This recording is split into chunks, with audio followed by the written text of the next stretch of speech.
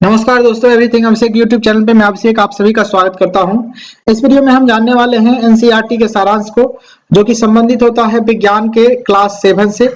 और इसका जो सीरीज है क्लास 7 का जो सीरीज है, यह इस सीरीज का लास्ट वीडियो होगा। इस विज्ञान के जो सीरीज है एनसीईआरटी सारांश का, ये इसका लास्ट वीडियो होगा, जिसमें हम लास्ट के जो 2 चैप्टर बच गए थे उसको देखने वाले हैं। 17 और 18 चैप्टर को एक ही साथ हम इस वीडियो में कवर करने वाले हैं।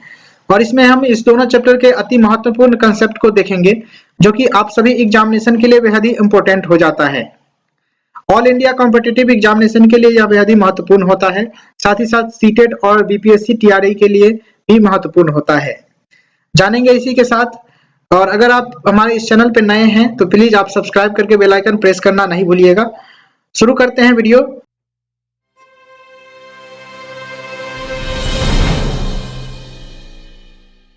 देख सकते हैं आपके स्क्रीन पे शो हो रहे होंगे। सबसे पहले आप चैप्टर का नाम देखें तो वन हमारी जीवन रेखा है, यानी कि वन के बारे में, फॉरेस्ट के बारे में हम देखने वाले हैं। इस वीडियो के अंतर्गत जानने वाले हैं बहुत ही अच्छे तरीके से। प्रमुख शब्द के बारे में जाने इस चैप्टर के प्रमुख शब्द के बारे में, तो यह है वृक्ष वितान, वृक्ष शिखर, अपघटक, ह्यूमस, पुनर्जनन, उसके बाद बीज प्रकीर्णन, मृदा अपरदन, अधोतल या फिर वन अपरोपण। इस सभी फैक्टों के बारे में, इस सभी टर्म्स के बारे में अच्छे तरीके से समझेंगे इसी वीडियो में। वीडियो कैसा लगे इसके लिए आप लाइक करके बताइएगा, लाइक करके और शेयर करके दोस्तों के साथ। साथ ही साथ कमेंट बॉक्स में अपना राय जरूर लिखिएगा। जानते हैं, यहाँ से पूछा जा रहा है कि क्या आप जानते हैं, क्या मतलब किस चीज के बारे में बात कर रहा है। तो यहाँ पर देख सकते हैं कि भारत में कुल क्षेत्रफल का लगभग 21% जो भाग है वह वन है, यानी कि फॉरेस्ट है। स्वतंत्रता प्राप्ति के बाद यह निरंतर कम होता जा रहा है, लेकिन ऐसा प्रतीत होता है कि अब हम वन आच्छादित क्षेत्रों के महत्व को समझ लिया है। और हाल के जो वर्ष में किए गए सर्वेक्षणों से संकेत मिल रहे हैं कि वन आच्छादित क्षेत्रों में थोड़ी वृद्धि हुई है। इस बात को यहाँ पर बताया गया है। मेनली तौर पे इससे फैक्ट जो निकल के आता है, तो भारत में जो है कि कुल वनच्छादित क्षेत्र को देख सकते हैं 21% हमारे क्षेत्र में, हमारे जो पूरे भारत में 21% वन है। आगे बढ़ेंगे तो यहाँ पर देख सकते हैं शिखर यानी कि जो ऊंचाई वाला क्षेत्र होता है उसे शिखर कहा जाता है। अधोतल आप देख सकते हैं, इस भाग को जो है कि अधोतल कहा जाता है। नहीं कि बड़े बड़े जो पेड़ होते हैं उसके नीचे जो छोटा पेड़ होता है उसके नीचे जो टहनियां होती है उसे अधोतल कहा जाता है। इसके बारे में बताया गया है। उससे आप देख सकते हैं वन में बितान और उसके नीचे तल को आप देख सकते हैं। वन में जो किस प्रकार से जो क्षेत्र बने होते हैं, किस प्रकार से अलग अलग लेयर बने होते हैं, उसी को बताया गया है। और इसे खाद्य श्रृंखला भी कहा जाता है। खाद्य श्रृंखला के रूप में आप देखें तो इसे खाद्य श्रृंखला या फूड FOOD फूड चेन बोलते हैं, या फिर फूड जाल भी बोलते हैं इसे, तो फूड वेब भी बोलते हैं। तो इस बात को आप ध्यान रखें।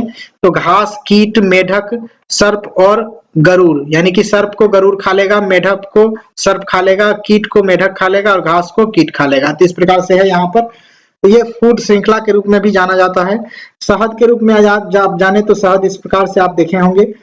मोहरी लाख, यह एक प्रकार का सील जो किया जाता है, इस प्रकार का लकड़ी होता है, लाह जिसको बोलते हैं, यह एक प्रकार का लाह होता है। यह गोंद देख सकते हैं, गोंद इस प्रकार से होते हैं। कुछ वन्य के जो उत्पाद है इसके बारे में बताया गया। कत्था का पेड़ होता है, या जंगली जो पेड़ होते हैं, पेड़ पौधे से ही प्राप्त होते हैं और वन से ही प्राप्त होते हैं, समझ ले। तो लकड़ी की जो मूर्ति है इस प्रकार से आप देख सकते हैं। आगे जानेंगे तो ये देख सकते हैं आपके स्क्रीन पे दिखेगा PDF प्राप्त करने का जो जानकारी है। आप 6 क्लास, 7 क्लास और 8 क्लास का PDF प्राप्त कर सकते हैं। मामूली सी प्राइस रखा गया है। इस QR कोड के माध्यम से पेमेंट कर इस पर आप पेमेंट स्लिप सेंड करेंगे और A4 साइज में प्रिंटेबल फॉर्मेट में आपको PDF व्हाट्सएप पे मिल जाएगा। साथ ही साथ आगे बढ़ेंगे इसी सभी जानकारी के साथ नए फैक्ट की तरफ और देखेंगे यहाँ से क्या देखेंगे। तो बहुत सारे चीज आपको देखने को मिलेगा। मृदा, जल, अपघटक और पोषक, इसके बाद प्रकाश संश्लेषण, कार्बन डाइऑक्साइड और ऑक्सीजन छोड़ता हुआ पेड़ पौधे, तो इस प्रकार से यहाँ पर दिखाया गया है जंगल के रूप में। तो यहाँ पर देखें तो कहा गया है कि इस प्रकार वन एक गतिक सजीव इकाई है जो जीवन की जीवन क्षमता को भरपूर करता है, यानी कि पूरा करता है। इस बात को कहा गया है कि जीवन मतलब जो है कि वन एक प्रकार का गतिक सजीव इकाई है और पादप और जंतुओं के मृत शरीर को ह्यूमस में परिवर्तित करने वाले सूक्ष्मजीव अपघटक कहलाते हैं। पादप और सूक्ष्म जीव के मृत जो शरीर होते हैं उसे ह्यूमस में परिवर्तित करने वाले जो होते हैं, उसे ह्यूमस में परिवर्तित करने वाले जो जीव होते हैं उसे अपघटक के रूप में हम जानते हैं, जैसे केचुआ हो गया और कृमि हो गया, बहुत सारे जीव हो गए। तो इस बात को आप समझेंगे। उसके बाद देखेंगे यहाँ पर कि ऑक्सीजन और कार्बन डाइऑक्साइड में संतुलन किस प्रकार से बना होता है। तो इस प्रकार से बने होते हैं। पादप जो क्या करता है, तो सबसे पहले ऑक्सीजन मतलब कार्बन डाइऑक्साइड लेता है, देख सकते हैं, उसके बाद ऑक्सीजन को छोड़ देता है, जंतु लेता है। तो इस प्रकार से प्रक्रिया चलते रहता है जिससे कि संतुलन वायुमंडल में दोनों गैस का बना रहता है। आगे बढ़ेंगे तो इस चैप्टर में कुछ मतलब ज्यादा नहीं था, इसलिए यहाँ पर डायरेक्ट हम इसके सारांश को ले लिए हैं। और यहाँ पर देख सकते हैं वन से हमें अनेक उत्पाद मिलते हैं। उसके बाद देखें वन विभिन्न पादपों, जंतुओं और सूक्ष्म जीवों से मिलकर बना एक तंत्र है। वन के बारे में अगर पूछ ले कि वन क्या है, तो विभिन्न पादपों, जंतुओं, सूक्ष्म जीवों से मिलकर एक क्या है, तंत्र के रूप में है। उसके बाद देखें तो वनों की सबसे ऊपरी परत वृक्ष शिखर कहलाता है, जिसके नीचे झाड़ी द्वारा बनी परत होती है। शाक वनस्पति सबसे नीचे की परत होती है। शाक जो वनस्पति होती है वह सबसे नीचे की परत होती है। वनों में जो है कि वनस्पतियों की विभिन्न परतें जंतुओं, पक्षियों और कीटों के भोजन और आश्रय प्रदान करता है। वन में जो है कि वनस्पति जो होती है, पेड़ पौधा होता है, वह उसके जो विभिन्न परत बने होते हैं जिससे कि जंतुओं, पक्षियों और कीटों के भोजन का आश्रय, निश्चित रूप भोजन और जो है कि आश्रय, रहने के लिए आवास की प्रदान करता है। वन के विभिन्न घटक एक दूसरे पर निर्भर रहते हैं। वन वृद्धि करते हैं और जो है कि परिवर्तित होते रहते हैं, या तथा उनका पुनर्जनन भी होते रहता है। उसके बाद देखें तो वन में मृदा, जल, वायु और सजीव के बीच परस्पर क्रिया होती रहती है। वन मृदा को अपर्दन से बचाता है। वन जो है कि मृदा के जो अपर्दन है, मतलब बहने से, कटने से बचाता है। मृदा वनों की वृद्धि करने और उनके पुनर्जनन में सहायक होता है। मृदा वनों की वृद्धि करने और उनके पुनर्जनन में सहायक होता है। वन क्षेत्रों के में जो है कि वन क्षेत्रों में वास करने वाले जो समुदाय को वन और उनके जीवन के लिए अति आवश्यक होता है, यानी कि आवश्यक सभी सामग्री उपलब्ध करा देते हैं। वन इन समुदायों के बीच जीवन का आधार प्रदान करते हैं। उसके बाद देखें तो वन जलवायु चक्र, जल चक्र और वायु की गुणवत्ता में नियमित करता है, यानी कि संतुलित करता है, नियमित करता है, रेगुलेट करता है। इस बात को आप समझेंगे इस फैक्ट के तौर पे।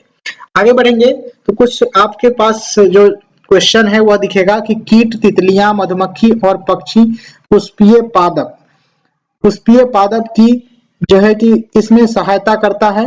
तो यह जो आवास के रूप में सहायता करता है। पुष्पीय जो पादप होते हैं वह किस प्रकार से आवास या फिर भोजन, पुष्पीय पादप यानी भोजन के लिए या फिर आवास के लिए, दोनों प्रकार से सहायता करता है। उसके बाद देखें तो वन परिशुद्ध करते हैं, तो वायु को परिशुद्ध करते हैं और जो है कि आवास, देख सकते हैं वन जो है कि परिशुद्ध करते हैं वायु को और जो है कि मृदा को भी परिशुद्ध करते हैं। उसके बाद देखें तो शाक वन में जो है कि परत बनाते हैं। कौन से परत बनाते हैं, तो ध्यान रखेंगे इस बात को, जो है शाक वन में कौन से परत बनाते हैं, तो इस बात को देखेंगे। तो यहाँ पे देखेंगे तो यहाँ पर मैं बताया था आपको कि शाक जो है किस प्रकार से वन में जो है कि परत बनाते हैं। तो सबसे ऊपरी वाली जो झाड़ियां होती है, झाड़ियों की जो बड़ी परत होती है, शाक वनस्पति सबसे नीचे की परत होती है ना। तो इस बात को यहाँ पर कहा गया है कि शाक जो है वन में नीचे की परत होती है, नीचे वाली जो परत होती है, सबसे नीचे परत बनाते हैं। उसके बाद देखें तो यहाँ पर वन में छायमान पत्तियां और जंतुओं की लीद जो है कि क्या कहते हैं, वन में जो छायमान पत्तियां और जंतुओं की लीद ह्यूमस बनाती है, ह्यूमस को समृद्ध करती है या फिर मिट्टी को समृद्ध करती है। मिट्टी लिख सकते हैं आप, ह्यूमस से बेहतर होगा, मिट्टी को समृद्ध करती है। उसके बाद देखें तो नेक्स्ट जो क्वेश्चन है आपके सामने कि निम्नलिखित में से कौन सा वन उत्पाद नहीं है, कौन सा जो है कि वन उत्पाद नहीं है, तो केरोसिन एक प्रकार का वन उत्पाद नहीं है। गोंद जो है कि प्लाईवुड और सील करने का लाख जो होता है वो सारे के सारे वन उत्पाद हैं। उसके बाद देखें तो सूक्ष्म जीवों द्वारा मृत पादपों पर क्रिया करने से बनने वाला एक उत्पाद का नाम क्या है, तो यह ह्यूमस है। उसके बाद देखें तो निम्नलिखित में से कौन सा वक्तव्य सही नहीं है। तो वन में पादप और जंतु एक दूसरे पर निर्भर नहीं होते हैं, यह नहीं वाला जो बात है यह गलत कह रहा है, यह होता है। आगे बढ़ेंगे तो नेक्स्ट चैप्टर के रूप में आपके स्क्रीन पे दिखेगा 18वां चैप्टर, जो कि कहता है अपशिष्ट जल की कहानी के रूप में। और इसमें जो रिलेटेड फैक्ट है अपशिष्ट जल, अवायवीय जीवाणु, वायवीय जीवाणु, अपांक, आपंक जिसको बोलते हैं सीवर क्या होता है, जैव निम्नीकरण, उसके बाद अपशिष्ट पदार्थ, वहित मल, वातन, स्वच्छता, बायोगैस, जल शोधन, ये सभी सारे फैक्ट के बारे में जानेंगे। फिलहाल मैं बताना चाहूंगा अभी तक हमारे इस चैनल पे आप नए हैं तो सब्सक्राइब करना मत भूलिएगा, साथ ही साथ लाइक करिएगा, वीडियो को शेयर करिएगा दोस्तों के साथ। और आगे बढ़ेंगे, देख सकते हैं आपके स्क्रीन पे दिखेगा कि एक प्राचीन अभियांत्रिकी उपलब्धि के बारे में यहाँ पर बताया गया सिंधु घाटी सभ्यता के बारे में, कि हड़प्पा में आपको बताया गया हिस्ट्री से एक प्रकार से फैक्ट को उठाया गया है कि हड़प्पा और मोहनजोदड़ो सबसे प्राचीन सभ्यता में से एक है और संभवतः विश्व का पहला शहरी स्वच्छता संयंत्र यहीं विकसित हुआ था। शहर में जो है कि स्थित प्रत्येक घर अथवा घरों के समूह कुओं से जल प्राप्त करते थे और स्नान के लिए पृथक कक्ष होता था और व्यर्थ जल बंद नालियों से बाहर निकलने का प्रबंध था, जो प्रमुख सड़कों और गलियों में बनी होती थी। ईंट का जो है कि बना सबसे पुराना शौचालय 4500 वर्ष पुराना जो है कि शौचालय आपको हड़प्पा संस्कृति के दौरान, जो हड़प्पा सभ्यता के दौरान, सिंधु घाटी सभ्यता के दौरान, मोहनजोदड़ो के जो प्राचीन सभ्यताओं में देखा गया है। इस बात को ध्यान रखेंगे, बहुत ही इंपॉर्टेंट है। उसके बाद आगे देखेंगे तो फैक्ट के रूप में जानेंगे यहाँ पर झाग से भरपूर तेल मिश्रित काले भूरे रंग का जल जो कि सिंक, शौचालय, लॉन्ड्री आदि से नालियों में जाता है, वह एक प्रकार का अपशिष्ट जल कहलाता है। यानी कि अपशिष्ट जल किसे कहते हैं, जो गंदा जल या फिर हमारे द्वारा उपयोग किए गए जलों के बाद जो अपशिष्ट जल बच जाते हैं उसको मतलब जो कि अपशिष्ट जल के रूप में हम जानते हैं। उसके बाद देखें तो यहाँ पर जो विश्व जल दिवस 22 मार्च 2005 को जो है कि 22 मार्च को मनाया जाता है। विश्व जल दिवस 2005 को 22 मार्च 2005 को संयुक्त राष्ट्र की जो जनरल असेंबली थी उन्होंने 2005 से 2015 की अवधि को जीवन के लिए जल यानी जीवन के लिए जल पर कार्य करने के लिए अंतर्राष्ट्रीय दशक के रूप में घोषित किया था। यानी इसको आप इस प्रकार से समझ सकते हैं कि अंतर्राष्ट्रीय संघ द्वारा, संयुक्त राष्ट्र संघ द्वारा, संयुक्त राष्ट्र संघ के जो है कि जनरल असेंबली द्वारा 2005 से 2015 तक के जो सेशन था उसको जीवन के लिए जल के बारे में अंतर्राष्ट्रीय दशक के रूप में इसे घोषित किया था और यह 22 मार्च 2005 को यह घोषित किया गया था। उसके बाद देखें तो जल की सफाई करने के प्रक्रम में जल की जो स्रोत में प्रवेश अथवा जो पुनः उपयोग से पहले उसमें प्रदूषकों को अलग करना सम्मिलित है। उसके बाद देख सकते हैं कि अपशिष्ट जल के उपचार का यह प्रक्रम सामान्य रूप से वहित मल उपचार कहलाता है। यानी कि वहित मल उपचार जो कहते हैं वह एक प्रकार से जल की सफाई को ही कहते हैं। इसमें क्या करते हैं तो जो जल है उसमें से प्रदूषकों को अलग करने की जो प्रक्रिया होती है, यही प्रक्रिया जो है जल की सफाई या फिर विहित मल उपचार के रूप में हम जानते हैं।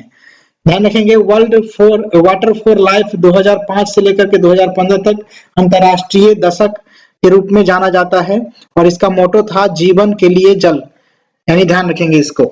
आगे बढ़ेंगे, जल को एक ऐसी बड़ी टंकी में ले जाया जाता है जिसका पिंड जो है कि मध्य भाग की ओर ढलान वाला होता है और जल को इस टंकी में कई घंटे तक रखा जाता है और जिससे मल जैसे ठोस पदार्थ जो है कि तली के मध्य भाग में चले जाते हैं या फिर बैठ जाते हैं। इन अशुद्धियों को खुरचकर बाहर निकाल दिया जाता है और यह जो होता है यह क्या होता है तो अपांक होता है, स्लज होता है, यानी गाद जिसको बोलते हैं हम लोग नॉर्मल सामान्य भाषा में। जल के जो है शुद्धिकरण के बारे में, जल को जो साफ कैसे किया जाना चाहिए इसके बारे में बताया जा रहा है। अपंक जिसको बोलते हैं, जिसे गाद भी कहते हैं हम, तो गाद को स्लज भी कहते हैं, अपंक भी कहते हैं। इसी चीज को जब पेंदी इस प्रकार से जो बर्तन होते हैं इस प्रकार के बर्तन में रखा जाता है जल को, और जो गाद होते हैं वह पेंदी में कई घंटों तक रखने पर पेंदी में बैठ जाते हैं और जल को निथार लिया जाता है। अपशिष्ट जल में तैरने वाले तेल और ग्रीज जैसी अशुद्धियों को हटाने के लिए अप देख सकते हैं अपथ्री देख सकते हैं अपथित्र अपमथित्र यानी स्कीमर इंग्लिश में समझ लें स्कीमर का उपयोग किया जाता है। और उसके बाद जो है इस प्रकार साफ किया गया जल निर्मलीकृत हो जाता है, यानी निर्मलीकृत हो जाता है, यानी साफ हो जाता है, शुद्ध हो जाता है।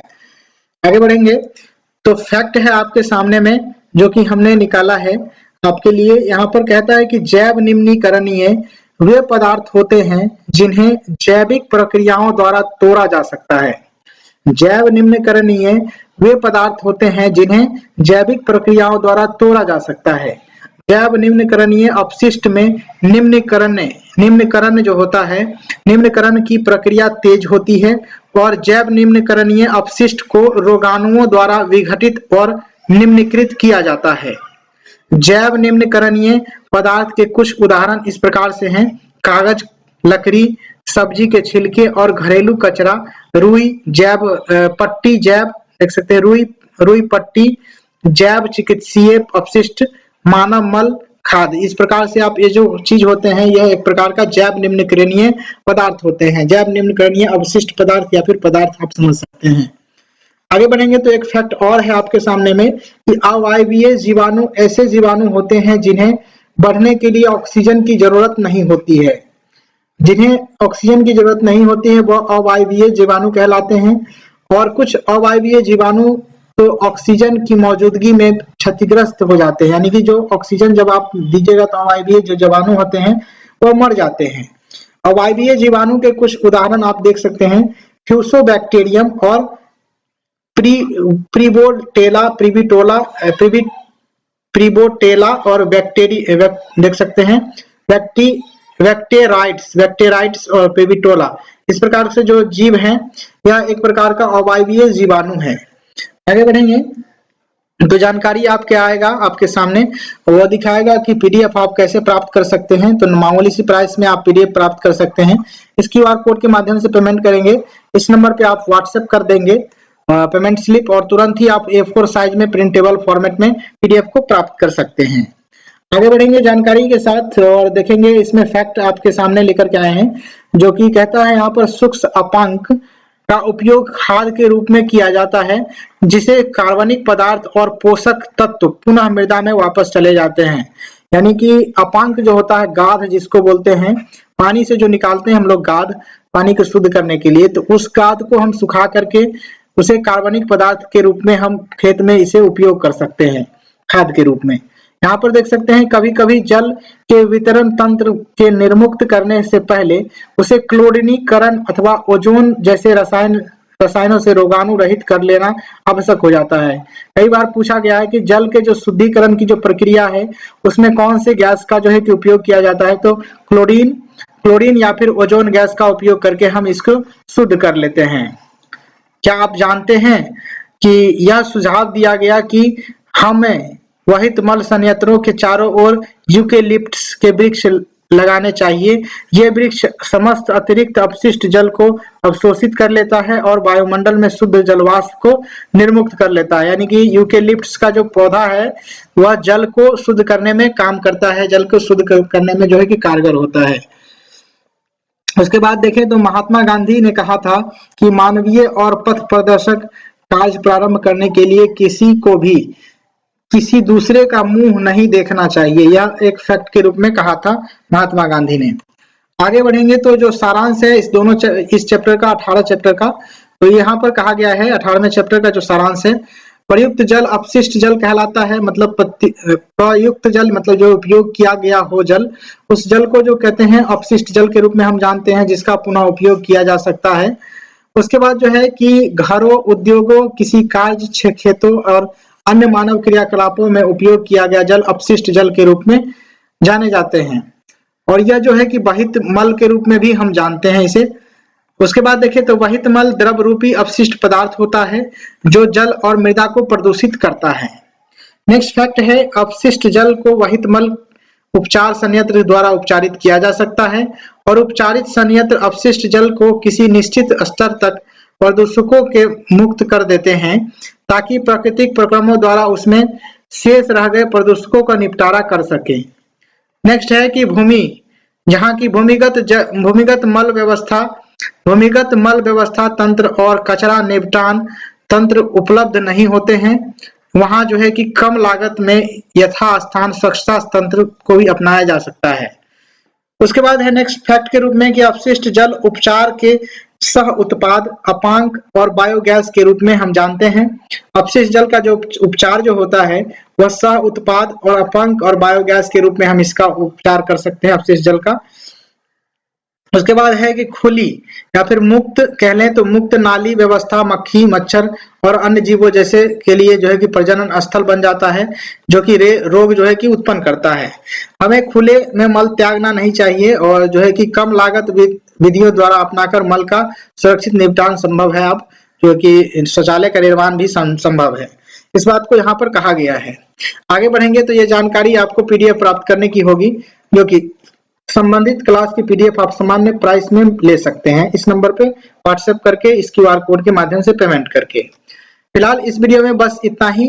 Thank you for watching this video. 7वें क्लास का जो कि सीरीज था वह समाप्त हो गया है, यानी कि सारे के सारे चैप्टर का वीडियोस कंप्लीट हो गया है। अगर आप कोई भी वीडियो नहीं देख पाए तो प्लेलिस्ट सेक्शन में जाकर के देख सकते हैं, या फिर आप वीडियो के डिस्क्रिप्शन में जाकर के भी आप सभी वीडियो को एक साथ सीक्वेंस वाइज देख सकते हैं। फिलहाल इस वीडियो में बस इतना ही। Thank you for watching this video. जय हिंद, वंदे मातरम।